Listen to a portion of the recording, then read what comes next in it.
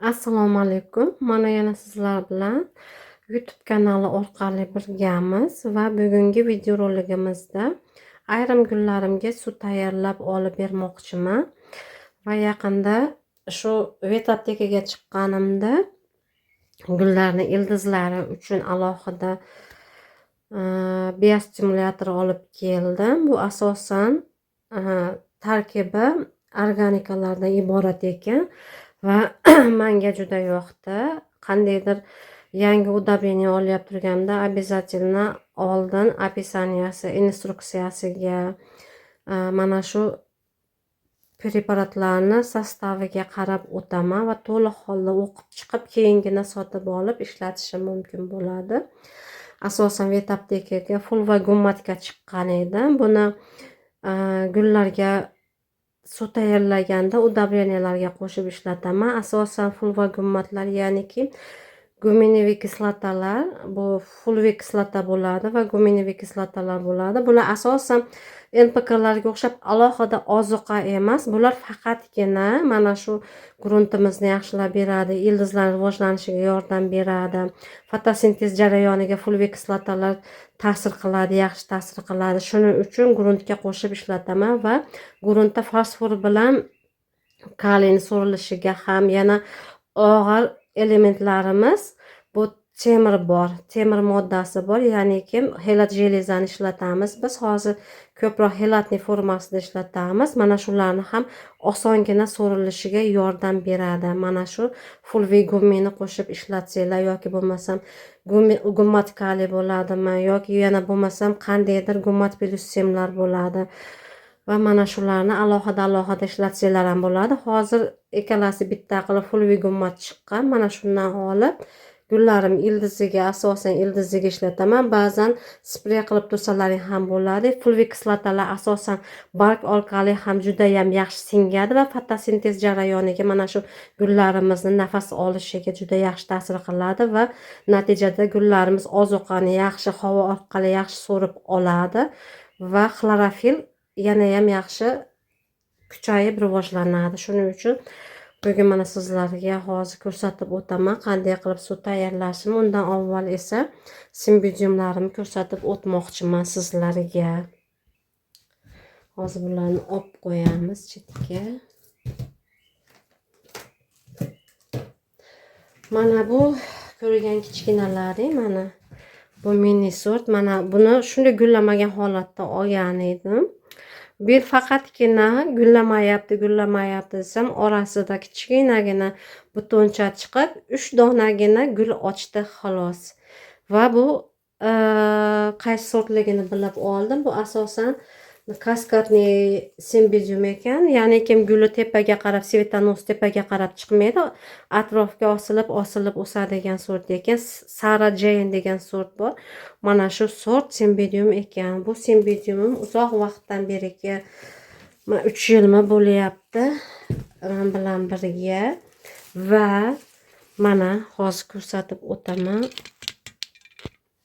Mana yangi rost. Mana yangi rosti bu tomondan ham bor.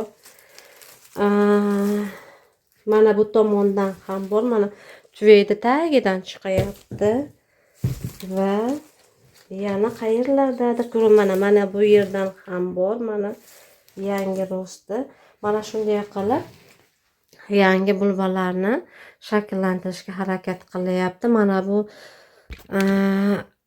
orqada turgan ikkita simbidiumim, bittasi 8-marka podarka edi, bittasini esa mana buni utsenkada oldim. Bittani hozir o'shani ko'rsatib o'taman. Mana o'zimning simbidiumim. Barglarini ham ko'ryapsizlar, juda ham chiroyli holatda, yaxshi holatda turibdi.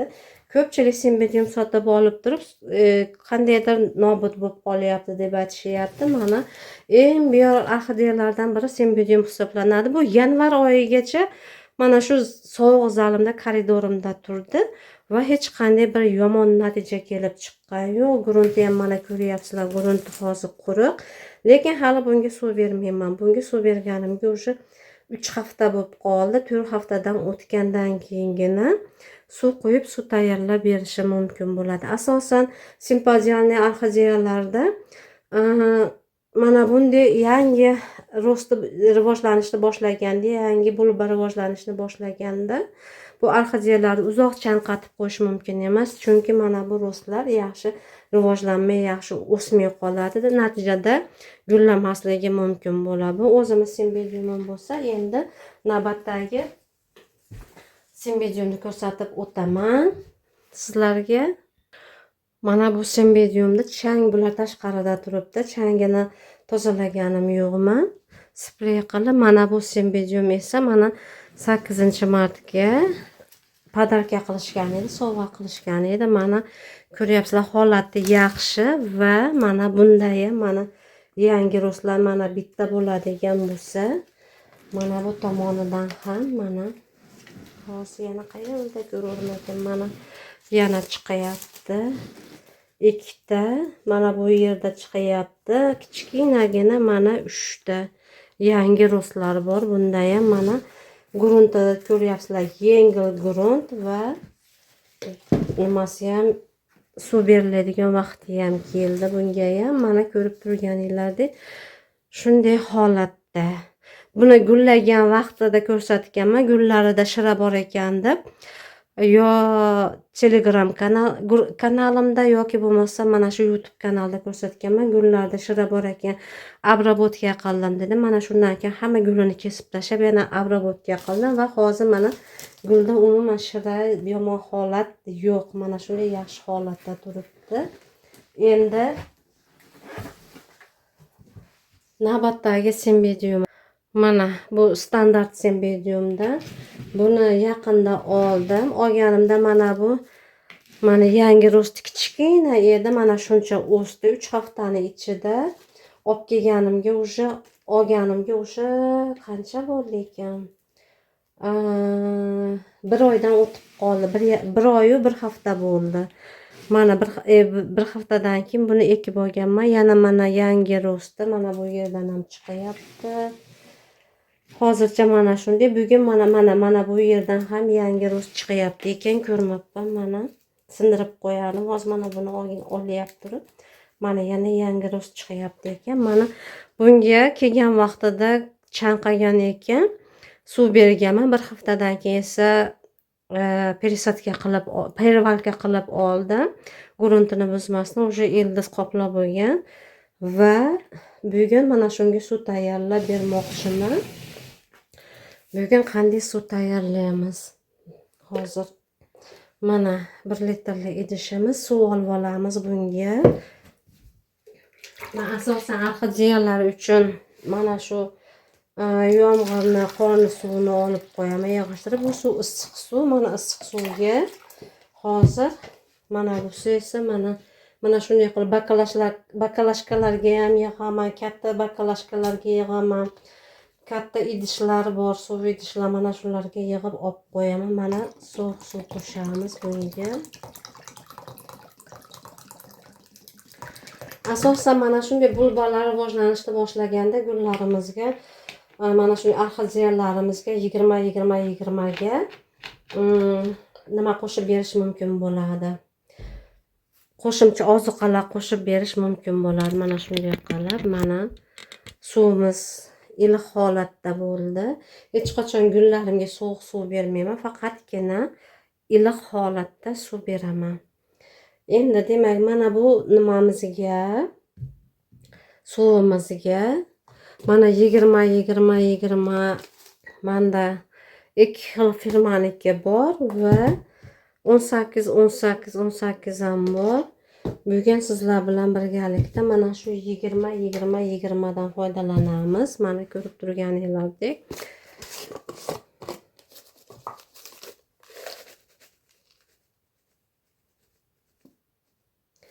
Mana shuncha sovolaman. Bu 1 gram chiqadi. Nimada hisoblasa ham. Men doim hech qachon o'lchamayman. Doim o'zim chamalab turib mana shunday solaman va shunday qilib ishlataman. Sizlar bemalol mana shu shpris tepa qismini kesib tashab turib mana shundan foydalansanglar bo'ladi. Gullarda gullarga udobrini tayyorlaganda mana shu udobriniyani hisoblab olish. Buni yaxshilab aralashtirib yuboramiz. Va endi bunga mana shu fulvi gummi bor, ya'niki mana gummi bilan nimani aralashmasi, folik kislotalarning aralashmasi. Hozir bundan ham qo'shib yuboramiz 2 milligram.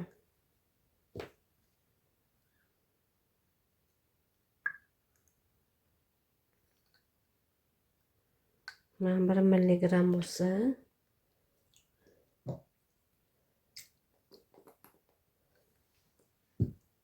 endi yana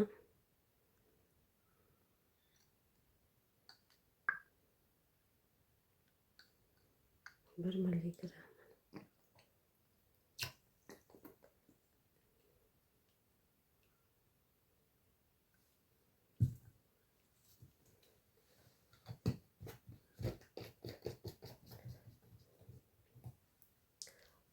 Va fitosfarin qo'shib yuboramiz.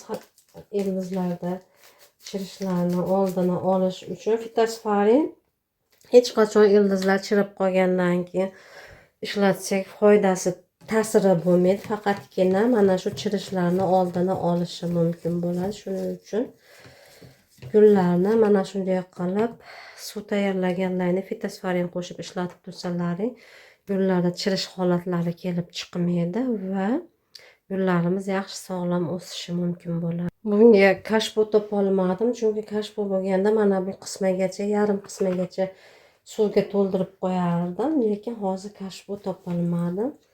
Atrofidan aylantirib mana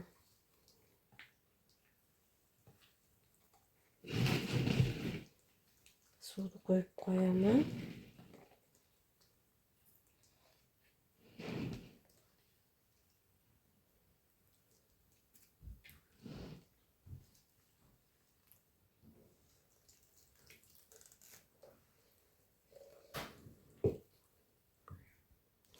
Mana shunday qilib suv qo'yib oldik. Mana shu tagida poddonada suv bilan turibdi. Mana shuni suvni ichib olguncha yarim soatga qo'yib qo'yaman va kerakligini ichib oladi. Oshib qoladigan bo'lsa, keyin to'kib tashlashim mumkin bo'ladi.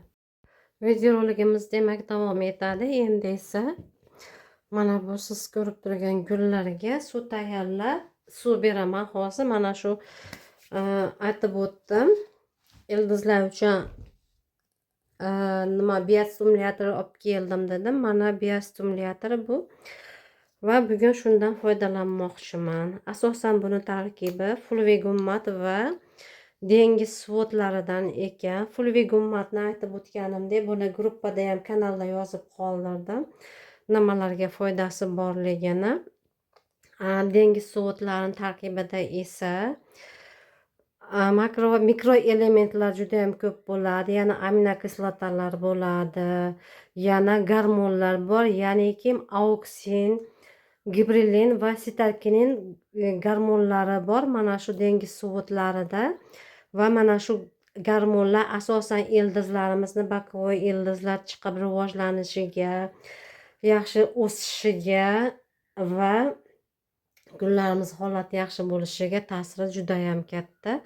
Mana kecha olib kelgan mana shu biostimulyatorning tarkibida asosan fulvi gummat bilan mana shu dengiz suvotlaridan iborat ekan. Mana shuning uchun olib keldim va bugun sizlar bilan birgalikda mana shundan foydalanib ko'rmoqchiman. Demak, ishimizni boshlaymiz. Undan avval esa sizlarga yana bitta orxideyani ko'rsatib o'tmoqchiman. Mana go'zal orxideya ko'ryapsizlar, chiroyli bo'lib gullayapti. Gullari kichkina, juda ham kichkina gullari. Bu epidendrum radicans sorti. Bu avstraliyskiy dendrobium hisoblanadi. Bu dendrobiumlar Avstraliyada уже xuddi yovvoyi mana shunday daraxtlarni tagida ham, qayerda ildizi tushib qoladigan bo'lsa, bemalol rivojlanib ketadigan dendrobium ekan. Parvarishda juda ham oson ekan. Buni olganimga 2 oy bo'ldi shekilli, 2 oydan ham o'tdi. Mana bu sizlar ko'rib turgan gullari butun holatida kelgan. 3 ta 4 tagina butoni bor ekan va gullagani bor ekan. qaysi birini chiqarib beray deb aytishgan edi. Men gul butunligini tanlaganman, chunki uyga kelib gullaganda boshqacha bo'ladi. Bu gul judayam ajoyib bo'ladi. Endi uyingizda qandaydir gullar chiroyli bo'lib gullaydigan bo'lsa, qo'lingizga yetib kelgandan keyin bu boshqacha kayfiyat baxshlaydi odamga. Va butunligini tanlaganman, chiqarib berishgan. Mana bu bitta detkasi bilan kelgan. Mana shu 3 ta shox edi. Mana bu kichkina avvalgi shoxlari. Uyga kelgandan keyin esa mana buni yangi chiqardi, mana ikkalasini. Va ildizlari yaxshi holatda. Kashboga solib qo'yganman. Bir tomoniga tosh qo'yib qo'yganman. Sababi mana bu tomon ko'rib turganinglardek orqaga ketib qoladi, og'irlashib qolgan. Shuning uchun bir tomoniga tosh qo'yib qo'yganman. Mana nimam kashboyim ham ekib olgan garshogim ham chatoqlik uchun mana ko'ryapsizlar, ildizlari judayam yaxshi holatda. Ildizlari kelgandan keyin ham yomon holatga tushgan yo'q. Buni perivalka qilib olganman. Mana ko'rib turganinglardek mana shunday holatda chiroyli bo'lib o'syapti. Bu orxideyani hattoki mana bunday qilib tanasidan воздушный ildiz chiqaradi. Mana shu yerdan kesib turib ekib qo'ysanglar ham bemalol ildizlab ko'karib ketadigan orxideya hisoblanadi. Juda ham beyor. Mana shunday qilib mana воздушный ildizi turibdi. Mana shu yerdan kesasizda kesgan qismingizda обработка qilib turib mux vakuumga mana shu o'rab qo'yasiz yoki bo'lmasam oddiy mayda kara bilan mux vakuumni aralashtirib o'rab qo'ysangiz ham mana shu yerda gulimiz rivojlanib, ildizlab yana qo'shimcha ildizlar chiqarib, ildizlab ketadi. Mana bu yeridan ham mana detka chiqarishga harakat qilyapti ekan. Mana bo'rtib qopti. Mana shunday holatda orxideyalarni juda yaxshi ko'raman. Orxideyalarni, simpatialniy orxideyalarni bo'ldi to'xtatdim dedim. Bitta olganimdan keyin mana boshlanib ketdi. Bittaga bitta qo'shilib yana ko'payib ketyapti. Mana shunday holatda go'zal, judayam go'zal guli, judayam chiroyli. Bu nima videokamerada och ko'rinyapti, aslida esa to'q svetda, judayam chiroyli svetda. Kechirasizlar. Mana bu yerda esa mana muxga ekib borgan. Mana buni ildiz deb o'ylamanglar. Bu ildiz emas. Mux vakuumning o'zidan chiqqan nimasi bo'ladi. Mana bu yerda muxga ekib bo'lgan alakaziya gulim mana ildiz tagini ham o'ragan. Ko'rib turganinglardek holati yaxshi. Buni muxga ekib bo'lganda kichkina edi. Mana bu bargi bilan mana bu bargi va bittagina barg chiqarayotgan edi. Mana hozir 3 ta barg yozdi. Mana keyingi yozgan barglarni ko'ryapsizlar. Hammasi top-toza bargi. Mana bunday holat yo'q. Buni gruntdan olib stakanchikda edi. Klubenkasida o'stirganman. Stakanchikda kichkinagina edi. Buni gruntdan olib muxga ekkanimdan keyin bilasizlar, alakaziyalar o'sha ildizi ochilgandan keyin mana shunday holatga tushadi. Mana shu holatga tushgan va undan keyingi barglari va mana 4-bargini ham yozyapti. Ekib bo'lgandan keyin 3 ta barg yozgan bo'lsa, mana 4-bargi va ildizlari mana shunday holatda. Yana savol bo'lgan YouTube'da, kommentariyada mo'xta o'sadigan gullarni necha kunda sug'orasiz? Mo'xta o'sadigan gullarni necha kunda emas, kuniga qarab sug'ormayman, suv bermayman. Qachonki mana shu gruntda mana tagida ozgina namlik bor, lekin qurib qolgan. Namlik ketib bo'lgandan keyin hozir ko'rsataman. Mana buni ko'rsatsam bo'ladi. To'liq holatda grunt yengil, mana shu qurib qolgan. Mana shunday holatga kelgandan keyingina mo'xta o'sadigan gullarga suv berishim mumkin yoki bo'lmasa mana buni ham yaqinda kattaroq idishga perivalka qildi. Mana ko'rib turganinglardek juda ham yengil, mo'xta umuman nimasi qolmagan.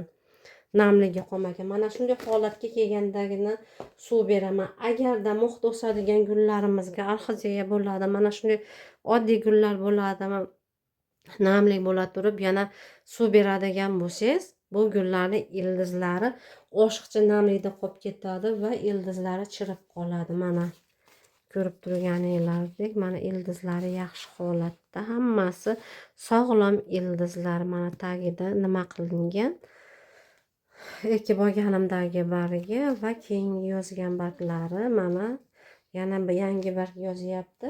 Bularga endi mana bu yerda philodendron bor, meduza sortidan. Bunga bitta, ikkita, uchta kust ekilgan ekan. Ildizlari mana ko'ryapsizlar, juda yaxshi holatda ildizlar to'ldirgan mana gorshokni hamma tarafidan. Mana ildizlar juda yaxshi holatda. Mana shularga bugun suv tayyorlab, mana shu biostimulyatordan berib ko'rmoqchiman, tayyorlab bermoqchiman. Va demak ishimizni boshlaymiz. Suv tayyorlab olamiz oldin. Mana suv tayyorlab oldik va tayyorlab olgan suvimizga mana bundan ozgina sovug'idan aralashtiramiz. Ikkalasi ham mana shu yomg'irni suvi aralashtirib olib, yana gullarimizga hasharotlarga qarshi gruntlardan aktora beramiz. Yana fungitsid preparatlar beramiz. Mana shunday fungitsid preparatlarni, keyin udobreniylar beramiz. Mana shunday udobreniylarni qoldiqlarini, ya'ni kim gruntda to'plangan oshiqcha tuz bo'lib to'plangan qismlarini mana shu gummi kislotasi va gummi fol va gummi deb qolay. Mana shu kislota gullarimizdagi mana shu oshiqcha gullarimizga keraksiz, yomon ta'sir qiladigan holatlarni ham yo'q qilishga harakat qiladi. Mana shu gruntdan tozalab, gruntni nafas oladigan, gruntni unumdorligini oshiradigan nimalari, xususiyatlari ko'p. Demak, mana suvni tayyorladik. Endi esa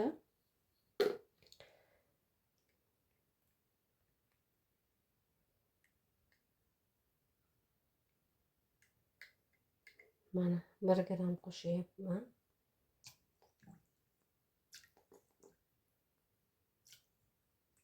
Mana bu pipetkaga ham yopishib qolyapti nimalari.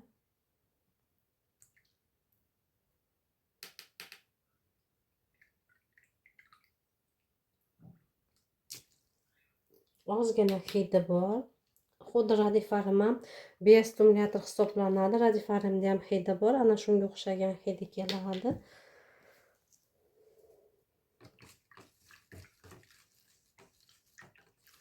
Ora-orada mana shunday qilib turib, masalan, gullarimizga suv tayyorlaganda bir safar 20 ga mana shunday qilib turib ful va gummi qo'shib beriladigan bo'lsa, yana bir safar tayyorlaganimizda sulfat magniy qo'shib berishimiz mumkin. Yana bir safar tayyorlaganimizda xelat jeleza qo'shib berishimiz mumkin. Mana shunday qilib turib beradigan bo'lsak ham gullarimizda xlorozlar kam kelib chiqadi. Mana shu qandaydir oziqa yetishmovchiliklari gullardagi mana shu narsalar ham kam holatda kelib chiqadi. Shularga e'tibor bersak, gullarimizga nima uchun udobleniya tayyorlayapmiz, qanday holat, qanday fazada, mana shunga qarab turib udobleniyalar tayyorlab beradigan bo'lsak yaxshi bo'ladi. Keyin yana jetik udobleniyalar bor, gullashlari uchun, yashil massa dekorativniy gullar uchun degan alohida nimalari bor. Tayyorlangan udobleniyalar bor, jetik udobleniyalar. Mana shuni gullash uchun deb yozib qo'yibdi buni. Demakki, oddiy mana bunday yashil gulga berib bo'lmaydi degan narsa noto'g'ri narsa. Chunki gullarimizga vaqti bilan fosfor bilan kaliy kerak bo'ladi. Gullash uchun udobleniyalarda asosan fosfor bilan kaliyga e'tibor beriladigan bo'lsa, manzarali gullarimiz uchun, fikuslarimiz uchun jetik udobleniyalarda esa azot ko'proq bo'ladi. Va gullayib turgan gullarimizga ba'zi vaqtda azot ham kerakli bo'ladi. Chunki yashil massa o'zini yaxshi tutish uchun, mana shu gullashga kuchi yetishi uchun azot ham kerak bo'ladi. Bir safar gullayib turgan gullarimizga 2 safar mana shu gullash uchun udobleniya tayyorlab beradigan bo'lsak, bir safar esa mana shu manzarali gullar uchun deb yozib qo'yilgan jetik udobleniyalardan foydalansak, azotga boy udobleniyalardan foydalansak bo'ladi. Mana 2 safar gullash uchun bir safar azotli udobleniya beradigan bo'lsak, mana bu gullamayib turgan gullarimizga esa nabarot 2 safar manzarali uchun bersak, orada bir safar mana shu gullash uchun degan udobleniydan foydalanib ketsak ham bo'laveradi. Buni hech ham gullarimizga zarari yo'q. Faqatgina mana shu gul uchun yozilibdi, mana shu gul uchun foydalanish kerak degan narsa bu noto'g'ri narsa. Gullarimizni holatidan kelib chiqib aralashtirib ishlatilsa bo'laveradi mana shunday udobleniylarni ham. Demak, suvni tayyorlab oldik va suvni qanday qilib beraman? Mana bunday mo'x vagnimda turadigan gullarni asosan mana yonidan siqiladigan bo'lsa ochiladi va ko'rib turganinglardek mana suvni quydim.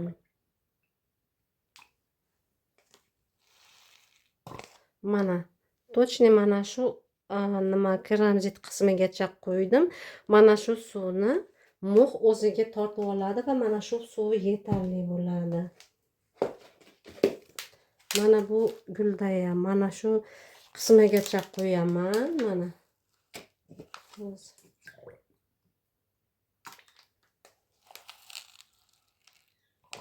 mana shu qismigacha mana suv qo'yildi. Mana shu suvni mo'x tortib oladi o'ziga kerakligicha.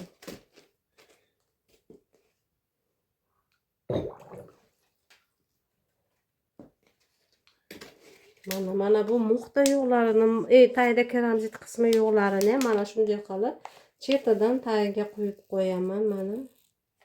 Va mana shu suvi yetarli bo'ladi. Mo'x bir xilda tepaga tortib oladi.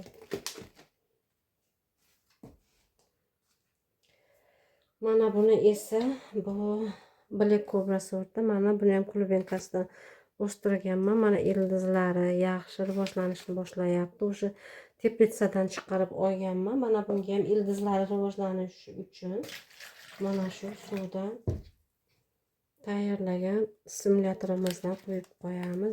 Stimulyatorimizdan va mana shunday holatda turadi. Mana bunga ham xuddi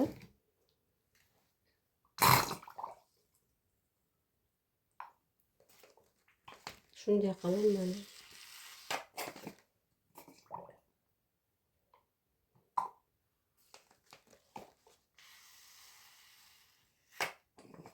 mana suvni quyib qo'ydim, yetarli bo'ladi mana shu suvi. Va mana bunga ham hozir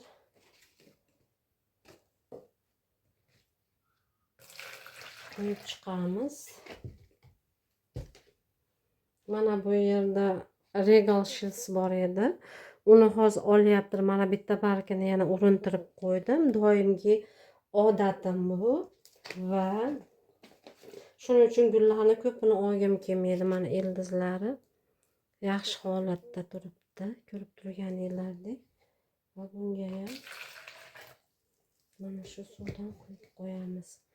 Mana bugungi videoroligim mana shulardan iborat edi. Gullarimizni qanday holatiga qarab turib, agarda ildizlari kam bo'ladigan bo'lsa, iloji boricha birinchi navbatda ildizlarni rivojlantirib olish uchun harakat qilishimiz kerak. Keyingina mana shu yashil massalar chiroyli bo'ladi va gullashi ham juda chiroyli bo'ladi. Qanday gullagan gul sotib oldim, обязательно gulini kesib tashlayman. Chunki birinchi o'rinda mana shu moslashib, mana shu haroratga, xonaga, iqlimga moslashib olgunicha mana shu gullarni keragi yo'q. Bor kuchini guliga sarflashni xohlamayman. Mana shunday holatda bugungi videoroligimiz. Sizlarga mana shularni ko'rsatib o'tmoqchi edim. Yana YouTube kanali orqali ko'rishguncha xayr, sog' omon bo'linglar.